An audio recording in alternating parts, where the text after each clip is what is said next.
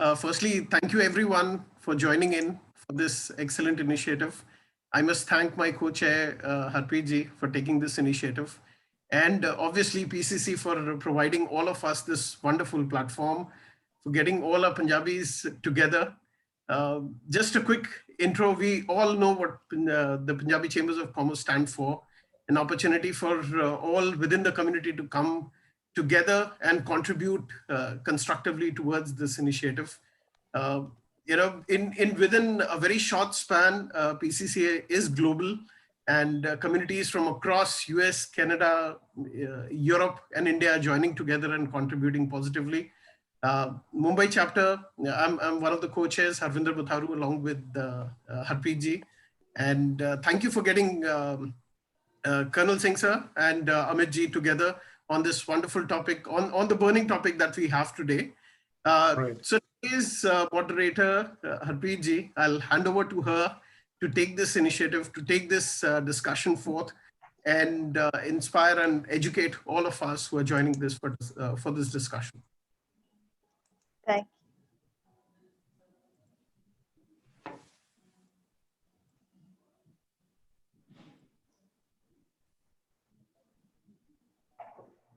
Thank you so much, Harvinder. Good evening, everyone who has joined us for this webinar today evening. The topic today is very relevant for each one of us, whether we are an educator, a professional, an entrepreneur, or just a simple homemaker.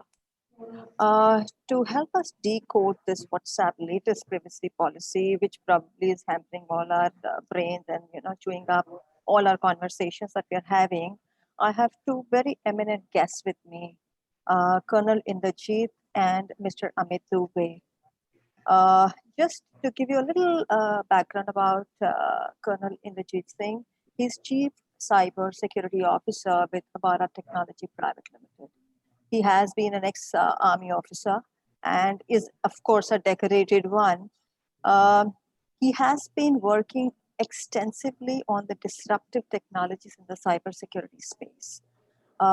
He has 3 decades of experience across wide spectrum of areas, spanning cybersecurity, risk management, cyber forensics, cyber warfare. Enough of it, I think he's the right person today to address this topic.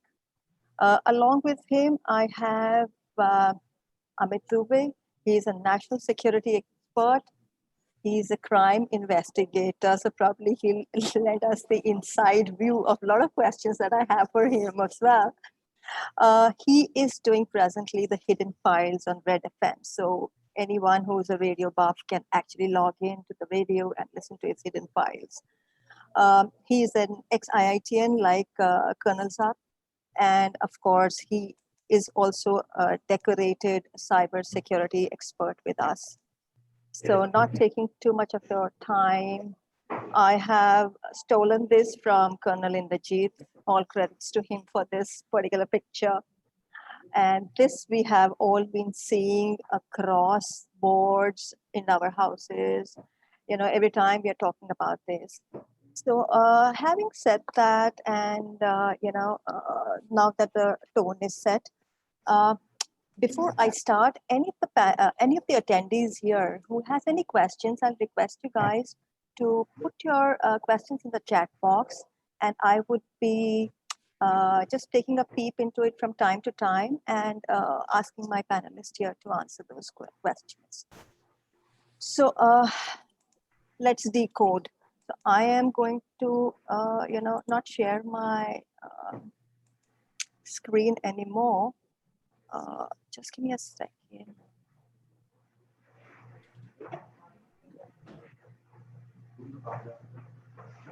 So,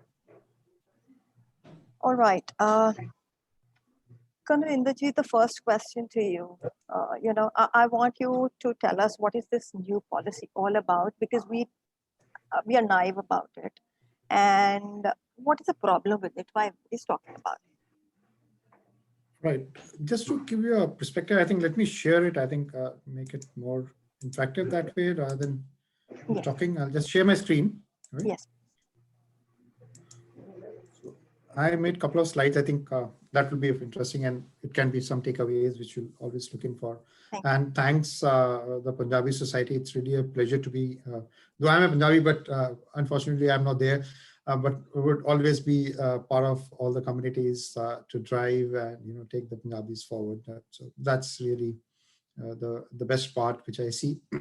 So thanks on this platform, and thanks Arvinder also, and really wonderful. And the WhatsApp has created some kind of a tremors right across, and what it was been all under the wrap till now, all these years, what we've been seeing uh, of the data privacy, the data stealing, and we aware of that. The Facebook changing its policies, they're copying the data. Then Google also does the same thing, nothing new, right? Surprisingly, in the month of in January itself, first week, somewhere I got a mail from Google. That's what my Google tracks are all about. It told me about how many kilometers I flew, how many kilometers I walked, how many kilometers I ran, how many kilometers I, was driving, everything about me, right? And this is all being under wrap. And Facebook, we all know that they've been using it for the ads. And interestingly, there's a bigger chapter to discuss is how the ads are being sold, right? They've been traded, and there's a live trading, there's a live auction of the people's data which takes place when it happens. And it was no surprise because WhatsApp was kind of a baby which was being hidden right from its days of inception, saying that all the data are private and personal and not being shared. So, but the tremors were being felt always, right? And the if you take back the leads of the tremors, there was a case last year in US, which was filed by some of the guys asking why Google signed with WhatsApp for the data sharing. What's the data you want to share, right? Unfortunately, that complete thing has got under the wrap again because they're all big companies, they're trillion-dollar companies. Uh, how do we really knock them on their knuckles? Very difficult. But there's a MOU which has been signed between Google and the WhatsApp for the data sharing, right? And if these are the kind of the telltale signs, that means there's much more to the complete thing of the WhatsApp and what privacy policy they brought in. And this was on the anvil. To tell you very frankly, this was the anvil because they were not earning any revenue so far. It's the only arm of Facebook not earning revenue. So the three kind of datas or the main changes which are coming in the WhatsApp 2021, how the WhatsApp processes your data, that's where the main change which is going to be there. It's not going to be the same anymore. And we will dwell upon this particular aspect of it as we go further. And the business use of the Facebook services, because you see now the Facebook is using WhatsApp very differently, and the clarification when they have given it is in a very different manner. So how it's going to use the Facebook business customers to use the Facebook services to store and manage the WhatsApp chats. Say, for example, if any of one has got a the WhatsApp business, that means all of the people who are connected to him in the group, right? Their data is all compromised. So if you read between line, you come to know what's happening. That's why, there's so much of furore, there's so much of noise about it. Right? And how the WhatsApp will integrate with other Facebook products. The reason for this is very simple. Facebook sells all the ads. And like I told you, there's more to it. If you know, last year, February, they smartly and very quietly updated a Facebook policy of the privacy. Because actually, if you read about and talk about the WhatsApp, it's not going to be just WhatsApp. We're going to be talking about there's whole bunch of other things which are going to happen, right?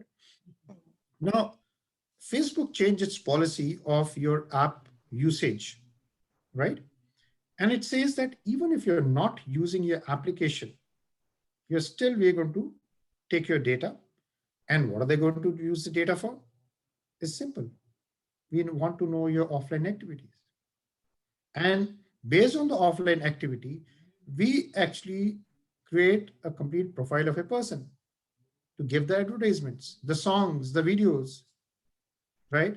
And all the ads that they're doing. So, and even if you still go to your Facebook app, I don't know if you have noticed, go to the privacy setting and you will find the data which you're giving it to the other application, that it's also taking out the data of which application which you're using, right? Which is not supposed to be.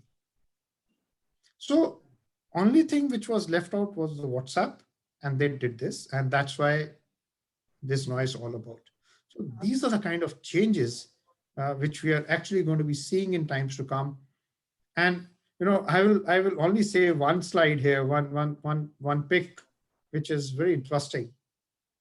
You're no more a customer, you're a product on the WhatsApp as well. So nothing is hidden. It's only this barcode. The value of the barcode is going to change with amount of data which you're going to pump in and amount of data which you want to share with all those guys. So also a question which comes to my mind is it mandatory that I or anyone has to accept it? And so it's a very simple solution they have given. It's my way or highway. Either you accept it or you delete it. So that is the situation we are in. It's a very precarious situation altogether.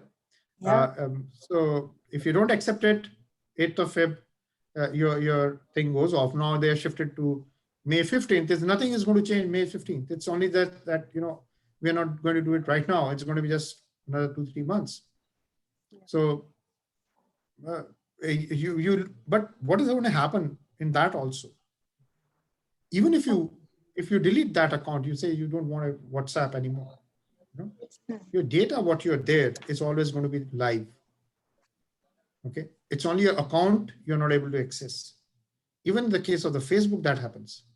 Your data remains in the back end, and that data can be manipulated anytime and can be played against you anytime. Oh, so I have a question for Amit, because he's into the cyber part of it, and he works very closely with police. So Amit, my next question to you is, Inderjeet said that our data is live, and even if I delete my account, it can be retrieved back. So am I saying that the data is on third party platform, which is accessed by them, and I have no control over it? Yeah, it's not only third party platforms, but fourth party, fifth party, and then it keeps on sharing. If you can just expand that for us. Yes. So once it is there, it will be shared with so many parties eventually that nobody can ensure that it cannot be misused. So that is something which always creates a risk. And what is this data and how this data is misused? I'll just give you because Colonel Saab has just mentioned about digital footprinting. And just a second.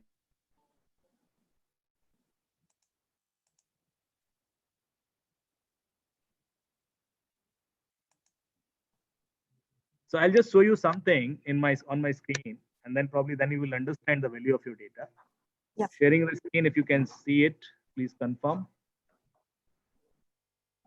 I'm just opening my browser, and if I send you a web link, a website, how much information that website can capture from you when you are not giving anything to that website, you are not providing any input, you are not sharing any details, you are just opening that website, and how much information I can read about you.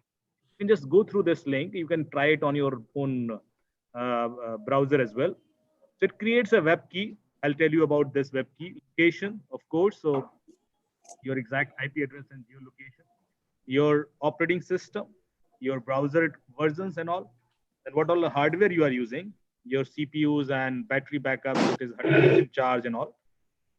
Then do you have any prevention mechanism on all? Which connections are you using? This is my exact IP, this is my speed, and I can definitely miss it with whether I have Tor browser or not in my system.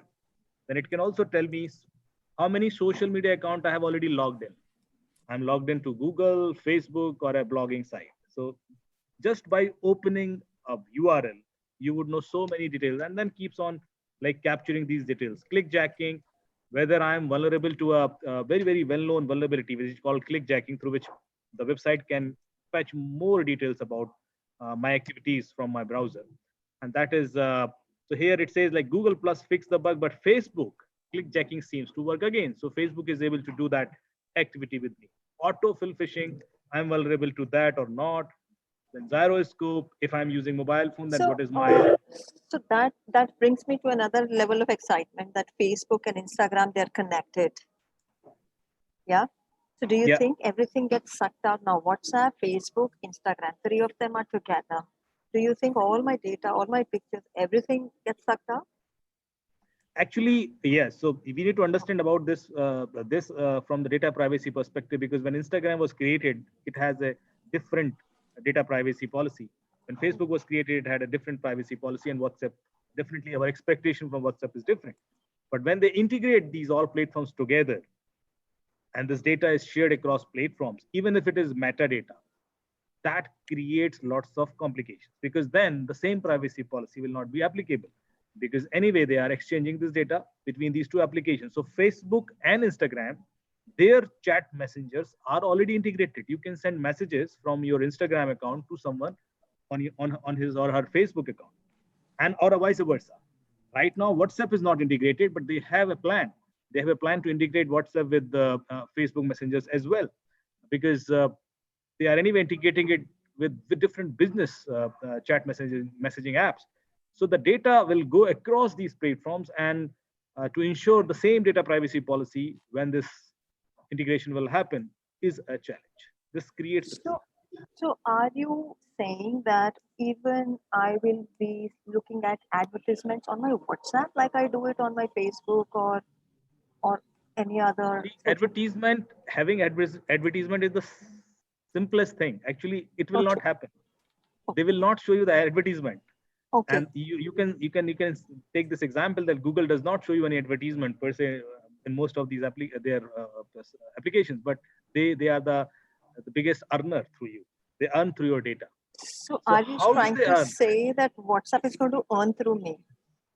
Yes. So WhatsApp, when they launched in 2009 and acquired in 2013, they were valued $19.3 billion. And they were not showing you any advertisement. They were not charging any money from you. Their entire services were free. Now think about it. Like if they were valued $19.3 billion within 3 years, how could they valued so much? What was the reason of this valuation? Yeah. And that is something which now, because I'm telling you of this valuation 7 years back, now today, even WeChat, similar messaging app, it is valued $500 billion.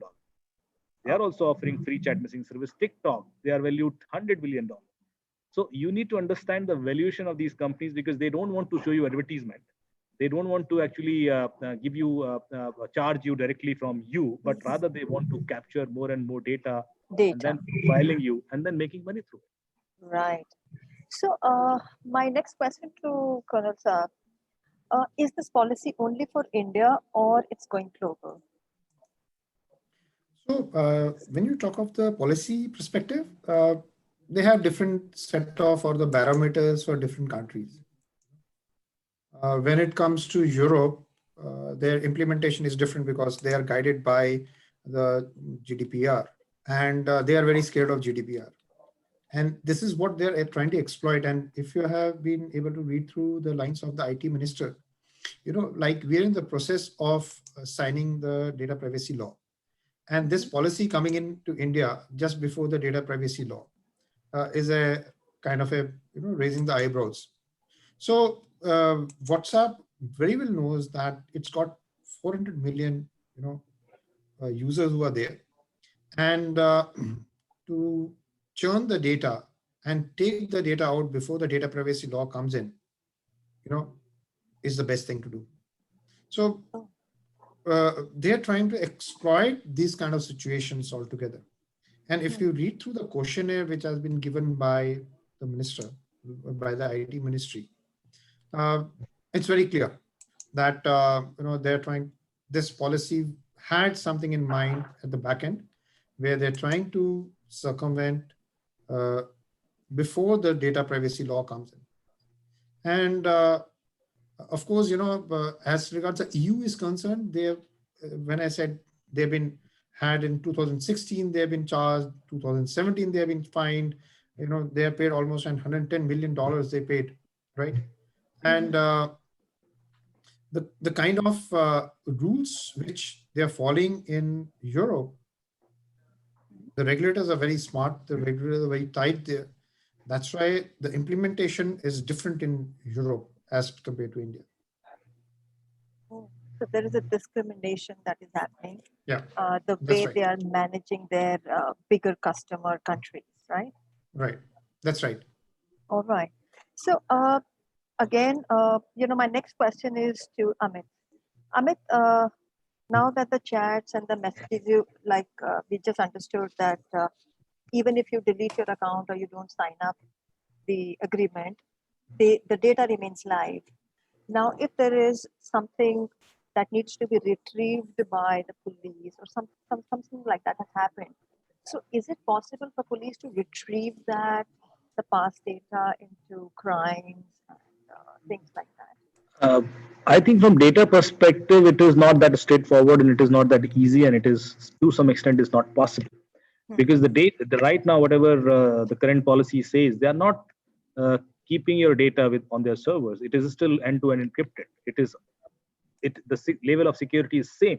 So they are not interested in your chat messaging, text, or your videos or images and what are you sharing and to whom you are talking. No, that is not the reason of this privacy policy. They are not actually taking that data. So you are safe to that extent, and because it is peer-to-peer encrypted, probably no law enforcement agencies can get it once you are out of that platform. It was not shared as well previously, and I have been requesting such kind of even metadata getting from WhatsApp is a challenge. They don't share it with any law enforcement agency so easily unless until we have a proper reason and on orders and probably some push also from the government. Then only they normally provide these kind of details. So having, because earlier they were not even accepting, like they have these kind of details which they are now accepting because of this privacy policy. I'm sure they were capturing this data earlier as well, but now because they want to use it for their own benefit, for their own revenue, so that's why they need this acceptance from us to avoid any later litigation or challenges. But then they were not sharing any such kind of details earlier. Now they have accepted that they will share metadata with law enforcement agencies on request. The metadata is the location of a person, then the profile picture of a person, and also the activities which they are capturing through WhatsApp, like the other application activities, the alerts that you receive. So all those kind of things, because once it will be integrated with business applications, you will start receiving lots of alerts as well, just like you receive on SMS, and those kind of things would still come under metadata. So that leads to another question that, we are all connected globally. There is like PCC, as a matter of fact, we are global. So we are all connected on WhatsApp. Now, Europe has another policy, US has another policy, India has another policy. So how does this all work, and what's the level of safety that we should be looking forward to? And if It's supposing, very interesting question. yeah, Very interesting. yeah. So Amit, I'll leave it to you, and then possibly Colonel Saab can intervene. Yeah, Yeah, because sure. Colonel Saab, would you like to start? Yeah. No, you please take it on. Please. Sure. Yeah. So I just wanted to tell you, because this policy challenge is not there only for WhatsApp, but we have actually realized these kind of discriminations by many other companies earlier. Twitter is very well-known example, and they do show some biasing, and sometimes their actions are not justified, and that's what we have faced, because there is no strict law in India, or especially in South Asian countries, they have a different way of handling our request. While similar requests, when it comes from European countries, probably they handle it from a different perspective. So this is something which we have observed even with Google and Microsoft and all such players. Those are actually leading this entire internet business market. Okay. But the thing which we have actually taken as an initiative from the government side, as Colonel Saab has just mentioned, like PDP bill is one of such initiative. It is under process. Once it will be out and it will be passed in our parliament, then we'll have enough powers, and then we'll have enough penalty clauses as well against these companies if they do not follow these guidelines and recommendations from the government. So that is something which actually bothering them, as he said rightly, and they are really trying to create some proactive plans to avoid these kind of challenges later. So this is the reason these policy changes will keep on coming as soon as we go nearer to this PDP bill approvals, and I think we'll see many such surprises in near future. Right. Colonel Saab, some Yeah, insight. I'll resonate the same point what Amit has brought in, and one of the points of the data protection bill is that you should have a copy of the data in India, right? And that's what is the most challenging part for them, and that is what they're trying to do is gather as much data before the bill comes in, right? That's another factor which you have to push, because we were supposed to have this bill somewhere in May 2019, right? And it's got Right. now delayed by 2 years backwards. And see the amount of data which has gone, and the amount of people who are there in the net, and the amount of things now they have of ours. And this is what they're trying to do. And if you look at the business policy or the strategy of all these companies, the biggies, if I say, Google, it wants to penetrate into the rural India, right? And that is where it wants to gather the maximum data about people who are on WhatsApp, Facebook, and other things. Facebook itself wants to enter, we seeing Kirana stores and other things, and also they want to enter the rural part of India through their e-marketing places and WhatsApp business. That's the business model. They want maximum amount of data, and without that data, they don't really survive, right? Because if they're $1 trillion, it's our, we are all partners to that particular company, because that's our data that they're selling it out, right? Yeah. So there's a lot of policies and discrimination as regards to India is concerned. What Amit told, yes, they have a very different policy. They try to show us a stick, and they get a stick in EU. That's the kind of situation is right now. If you have a PDB bill coming in, a data protection policy bill coming in, I think we'll be on a very strong wicket as regards the kind of data, what they're taking it and they're using it. And the points with the IT ministry gave it, it was very pertinent. One point which it said that you have all the right to be in India, but the sovereignty of India and the data of Indians is the utmost important. You cannot play around with that. And that's the point which has to be really talked about, told to these companies that you may do whatever you want to do, but you cannot play around with Indian data. That's true. Just going back to the legality part of it again. Now, the administrators of the group, or the admins of the groups that we have, on WhatsApp, they're very particular in laying down the rules, regulations, and that has come out very strictly. So my question to you, Amit, is that how will this affect the administrative responsibilities on the WhatsApp group for the admin? Actually, that will not be affected, because these kind of things do come from the kind of group we create and what sort of information we are going to exchange in that group. So the guidelines would be according to that and cannot be generic. But Yeah. the data that is sourced from WhatsApp, it is a generic information. It is not specific to any group, and they don't know like what kind of group is it and what sort of communication they are doing. And that is something which will still be generic, not be any change. Yeah. because I am aware of certain groups that, are related to schools, colleges, armed forces, ex-servicemen, or, doctors, engineers. So that's why this question came out. But keeping the tone of this webinar alive, my next question is, what is the difference between the signal which has come about and the Telegram people are shifting on to? And today I came across another one which is called Highlight. So, so how are they all different from WhatsApp? So maybe either you could, help us understand this. So just to give you a difference of all three, firstly, the encryption part, we will take it because everybody's more worried about the security aspect of it and the privacy aspect of it. So when it comes to Signal, it's got one of the best in terms of the encryption algorithms which are concerned, right?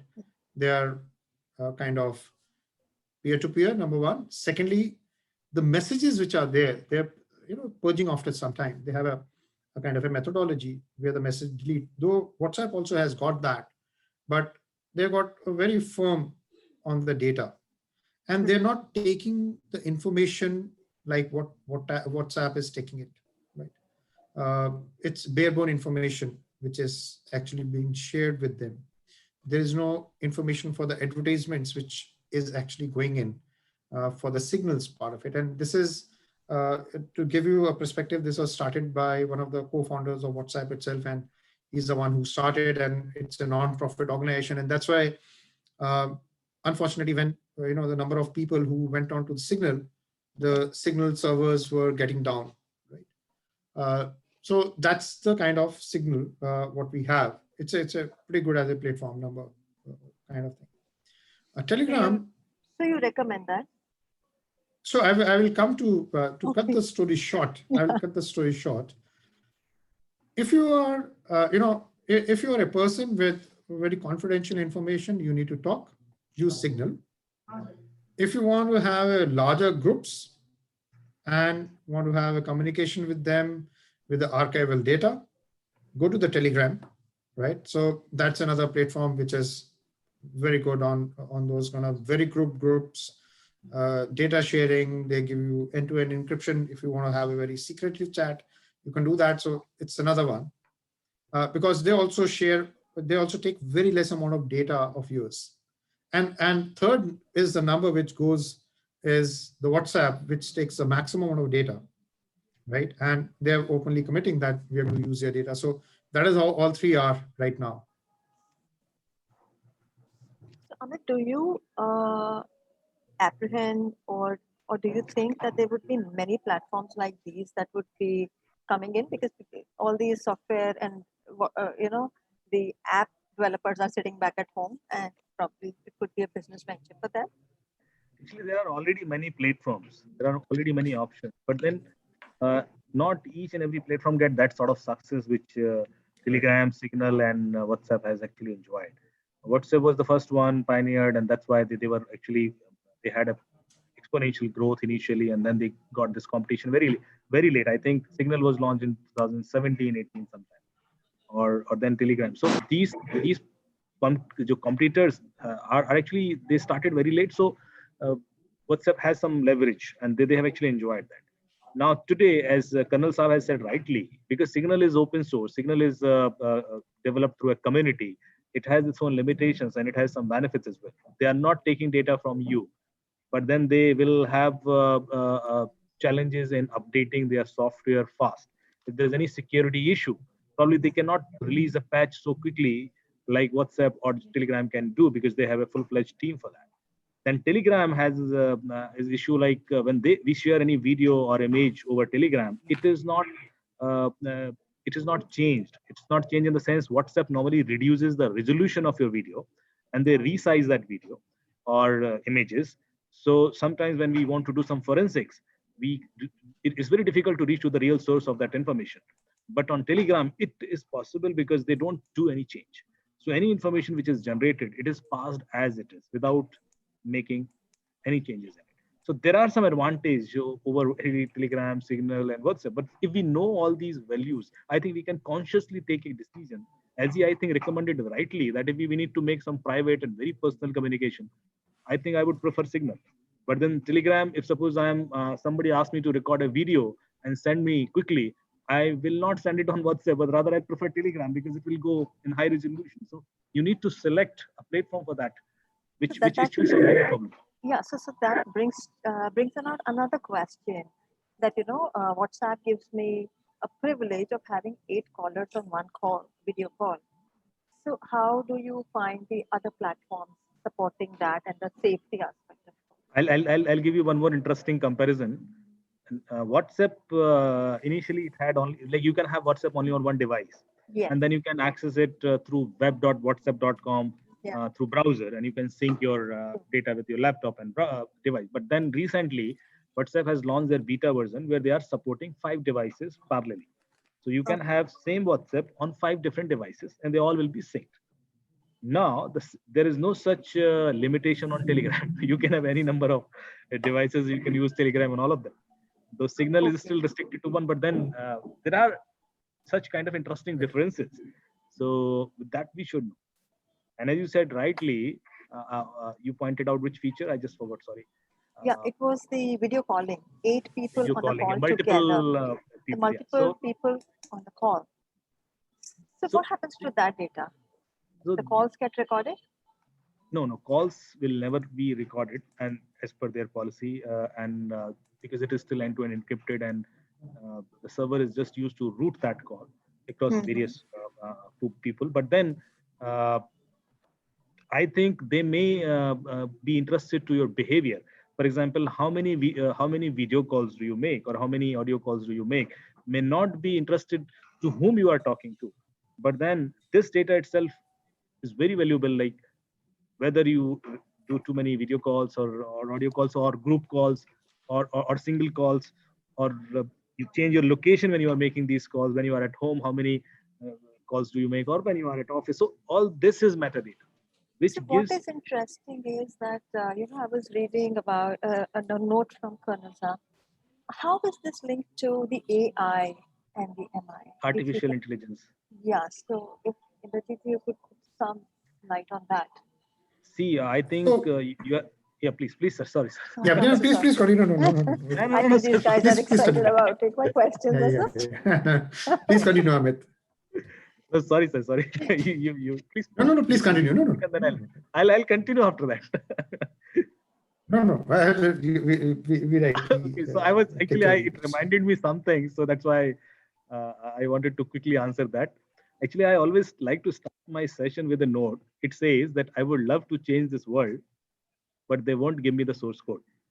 So I truly believe that this entire world is a software program, and we all humans are nothing but artificial intelligence plugins. So any AI engine works in a very similar way, like our brain works. We are trained. We are the product of the data that has been fed to us since our birth. So our decision-making capabilities, our liking, our disliking, our biasing, everything depends on that information which is being given to us. And in a very similar way, any AI engine works. Now, this common behavior between any AI software engine or a brain gives me that power that I can manipulate your decision-making capabilities if I can change the data which is being provided to you. Now, that is dangerous. And that is something which I think people are exploiting because of this data which they have already taken from us. They know lots of such human vulnerabilities, like to whom I like, to whom I am attached to, what are my fear, what are my vision, what are my aspirations, biasings, all these psychological things they have already captured through various sources. And that is something which they can use against you. That's what I wanted to share. Yeah. So the AI has been used very extensively now, and a simple example I'll give it to you. The Facebook and the Twitter, though we're talking about WhatsApp, they definitely will have the AI engines right now. Also, they have a natural language processing (NLP). They have the deep learning, which Amitji was saying that how do you understand a particular person? What's the behavior of it? And once you do the deep learning, you are able to generate a complete profile, a virtual profile of a person as to how he's going to behave in due course of time. That is how the complete data is going to be used. And they're only quantifying, the data taken from WhatsApp to Facebook, and now they're shifting onto the Telegram. The Instagram, right? And that is why they're using those kind of advertisements to appease you, or those kind of sites, that business sites, to appease you to click and buy on that Instagram, right? This is how the AI is used in a very big way. Now, when it comes to the law enforcement agencies, how we are using the AI, on these platforms, everything, all words which are being put, they're all either positive words or they're negative words, right? So practically we pick up the sentiments from these words and create a sentiment analysis of that particular complete, maybe a city, maybe a place, maybe a kind of issue. What are people talking about, whether they're positive, whether they're negative? So that's where we use the complete same, the machine learning, deep learning, NLU, and then the AI component comes in. So it's being very hugely and very vastly being used today in complete So of your social media. So is it somewhere related to even the forward messages that we are, sending across in Yes. groups, or we receive Yes. those? So Yes. that has an impact, right? Everything, every Everything? click which you're doing is being monitored. Okay. In fact, the Facebook started with a kind of an algorithm which was running on a browser as to how hard you click or which part of the screen which you click. That data was being collected to understand more about you. So that's the kind of data which is going to all the social medias today. So just a small question again, I'm very inquisitive to know. Uh, there are these YouTube links that we share on WhatsApp for, maybe a song or some speech or something. Does that get captured somewhere? So it's a kind of content which you're, pushing. So it gives you interests. So those are also getting, whether you're political, apolitical, what kind of data which you're doing. So everything is getting, Interesting.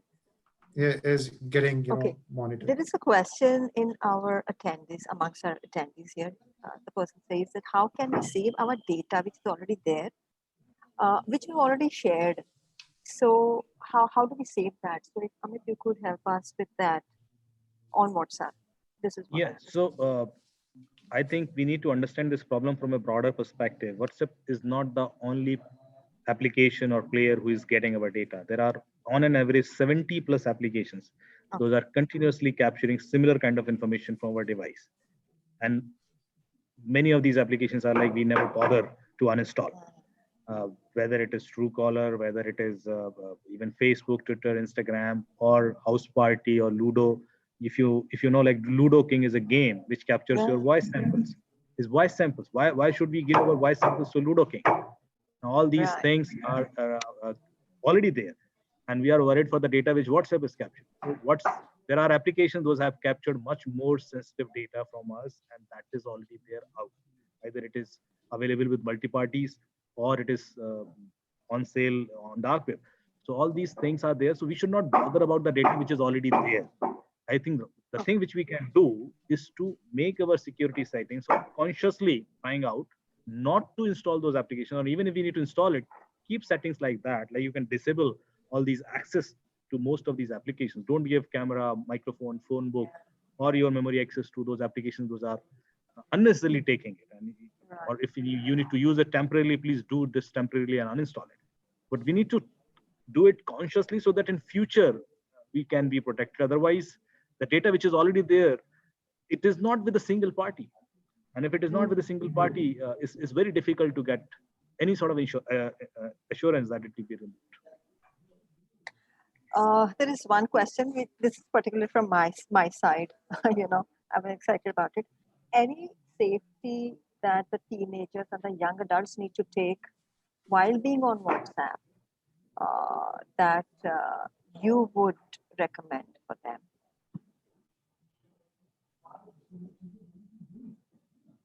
Oh, Amit is a bit busy. So, Colonel Saab, you could give a message for these teenagers. So all the young guys who are there, and I think they're rightly poised right now not to share any additional data to anyone, right? We did a mistake and we are learning from our mistakes, because when the Facebook came in 2008, 2009, we all put in our data to be best visible to others. Unfortunately, that was the time when we were not being taught about these kind of challenges which we face today. And given a chance, I will like to rewind to 2008 and like erase all my data and be there with just my name, and that's it. And the younger lot, they need to learn that, put minimal amount of data on these social media sites, because that's a time when they're trying to be safe right now. Otherwise it's going to be too late for them. So whatever social media they are, even for that matter, I'll just tell you, all the younger lot, they're very kind of gaga over Snapchat.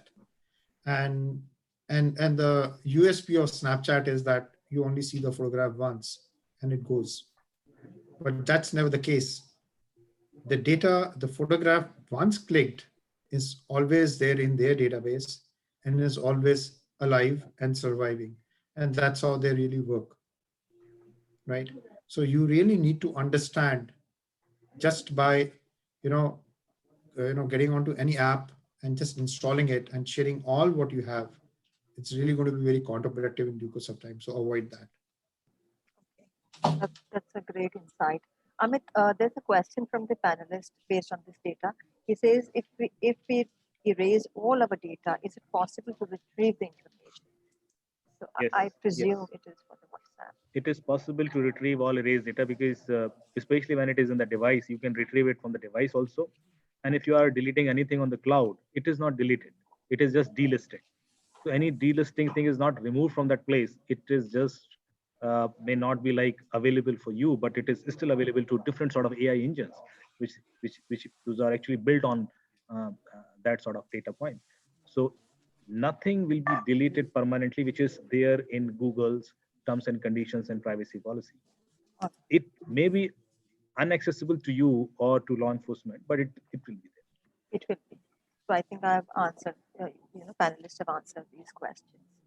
So I think more or less we've touched on everything that was possible, we could talk about today in the given amount of time that we had, a very sensitive topic. Uh, my last question to you, maybe in a one word, you could just answer both of you. Should we fear or should we panic, or should we? I don't Don't think panic. there is a, yeah, please. Don't panic. Don't Yeah, panic. don't panic, Okay. don't panic. Don't panic. Don't panic. Okay. There's no requirement to panic. Think judiciously. And like I told you, if you're cautious, don't put more data so that they strive on your data and become $1 trillion companies. Be safe. Right. I think that's very reassuring to all of us. Very, very reassuring. I think all the people who are there listening out to you and on live show which is going on and on our Zoom session right now. I want to thank you all very much for having accepted I think the Amit's request. last, I think Amit was to tell the last He liner. was. He was. Okay. So Yes, Amit, yeah. yeah, the last one from you. Actually, I One for just the wanted road. to, yeah, I just wanted to give one learning because I've Oh, been yeah. investigating lots of cases. And even if our data is out, we should know like how it can be misused against us. Because Yeah. most of these criminals, they approach us with that information, try to build trust with us. If suppose I know like Harpreet ji's friend, school friend, is this guy, and this guy is no more, I can create a Facebook profile on his name and can send a request and he will accept it, and then there is a pre-built trust with that person, which I can exploit, or I can use to exploit you. So all these kind of things keeps happening, but the learning is that whoever will exploit us, they will exploit 5 of our vulnerabilities, and which is already mentioned in our text, spiritual text: Kam, Krodh, Lobh, Moh, Bhay, Ahankar. And these are the 5 things. If we can be a little conscious, I think we can protect us against these kind of attacks, because they will exploit one of this. They know through your social media, to whom you are attached to whom you are ignorant, to whom you have a jealousy factor, to whom you will definitely respond. And these are the things, those are used to exploit you. Whether your moha, whether your ahankar, because you definitely click on that because you are little fame savvy or whatever, or your fear, that you are too much worried about COVID or something. So all these things are happening, have been happening. If you would have noticed it during lockdown also, during COVID, cyber attack have been like increased multifolds. And that is something which is my learning to you. If we can make our human level consciousness little high, whoever is approaching us, if we can give a second thought to that invite, I think we can protect us. That's a great learning. Yeah. With that, I think I must thank you from bottom of the heart that you took up the kind of request that I put across to you guys, and you didn't say no to me. Thank Pleasure. you, Colonel Saab, so much. Thank you, Amit. Thank you so much. Over to Harvinder. Thank you.